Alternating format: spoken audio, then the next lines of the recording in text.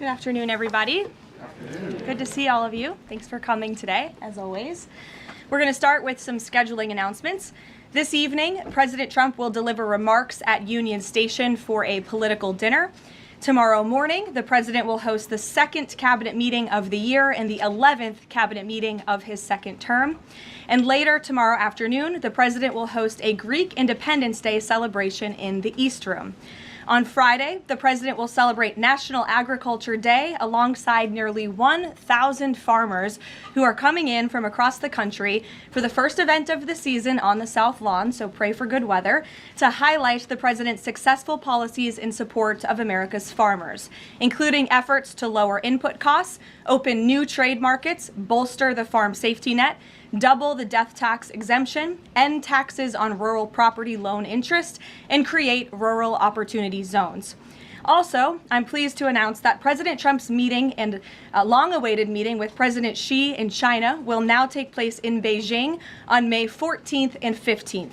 First Lady Melania and President Trump will also host President Xi and Madam Peng for a reciprocal visit in Washington, D.C. at a later date to be announced this year. Turning to the ongoing military operations in Iran, the United States military continues to decimate the terrorist Iranian regime's offensive and defensive capabilities. Just over 3 weeks in, it's abundantly clear that Operation Epic Fury has been a resounding military triumph. More than 9,000 enemy targets have been struck to date.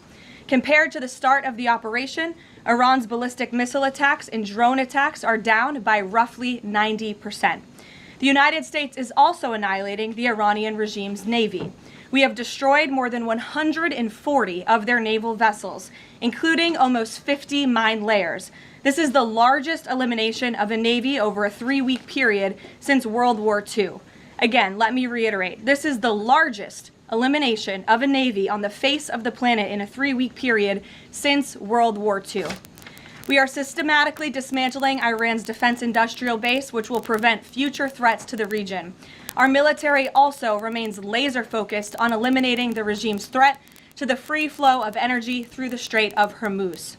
Over the weekend, we dropped several 5,000-pound bombs on an underground facility used to store equipment, including anti-ship cruise missiles and mobile missile launchers positioned along the coastline of the strait. Our military efforts grow more successful with each passing day, steadily degrading Iran's ability to terrorize merchant ships. For all of these reasons, we are very close to meeting the core objectives of Operation Epic Fury, and this military mission continues unabated. From the outset, President Trump and the Department of War estimated it would take approximately 4 to 6 weeks to achieve this critical mission. 25 days in, the greatest military the world has ever known is ahead of schedule and performing exceptionally. Day by day, the Iranian regime is being crippled, and their ability to threaten the United States and our allies is being significantly weakened. Their ambitions of building a nuclear weapon have also been crushed to an even greater degree than they were in Operation Midnight Hammer in June 2025. That's why you're beginning to see the regime look for an exit ramp. They recognize they are being crushed, their ability to attack American and ally forces, as well as their ability to defend their own territory is dwindling literally hour by hour.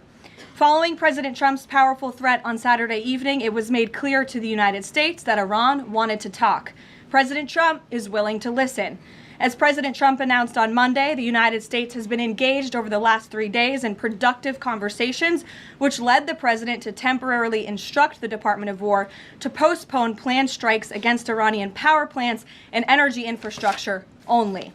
The remaining elements of the Iranian regime have another opportunity to cooperate with President Trump, permanently abandon their nuclear ambitions, and cease actively threatening America and our allies. But the president's preference is always peace. There does not need to be any more death and destruction. But if Iran fails to accept the reality of the current moment, if they fail to understand that they have been defeated militarily and will continue to be, President Trump will ensure they are hit harder than they have ever been hit before. President Trump does not bluff, and he is prepared to unleash hell. Iran should not miscalculate again. Their last miscalculation cost them their senior leadership, their Navy, their Air Force, and their air defense system. Any violence beyond this point will be because the Iranian regime refused to understand they have already been defeated and refused to come to a deal. Here at home, we are now on day 40 of the Democrats' shutdown of the Department of Homeland Security. Democrats in Congress are forcing American travelers to wait in hours-long lines at airports across the country, robbing TSA officers and other federal workers of their hard-earned paychecks that they use to feed their families, and causing billions of dollars in damage to our economy. A father of 3 recently told CBS News that he felt he had no other choice but to quit his job as a TSA officer and find other work as the Democrats' shutdown of DHS continues. This is the quote from the father, and I encourage everyone to listen.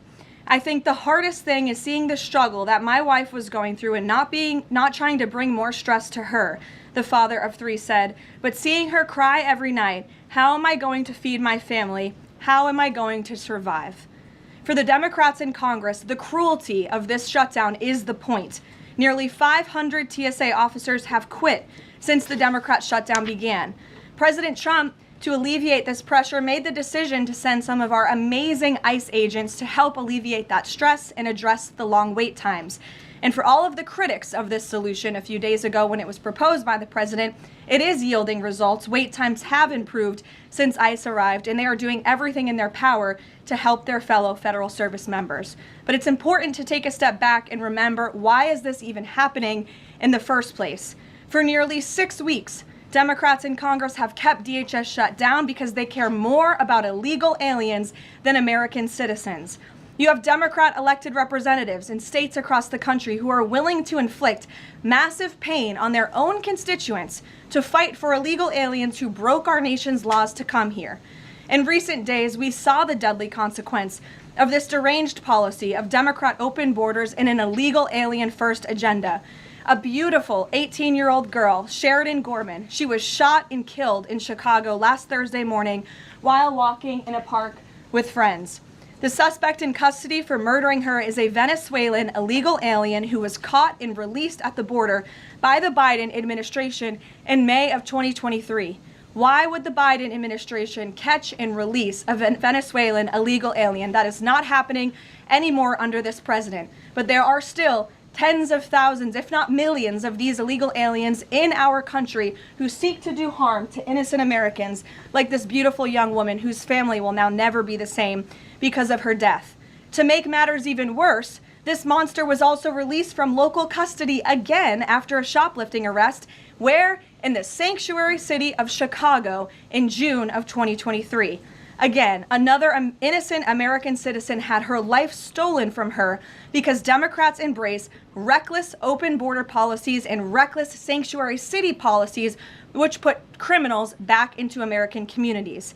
How many more Americans have to die before the Democrats end this madness? President Trump's position is very clear. He wants the federal government opened, he wants the Department of Homeland Security funded, and he wants the Democrat shutdown to end immediately.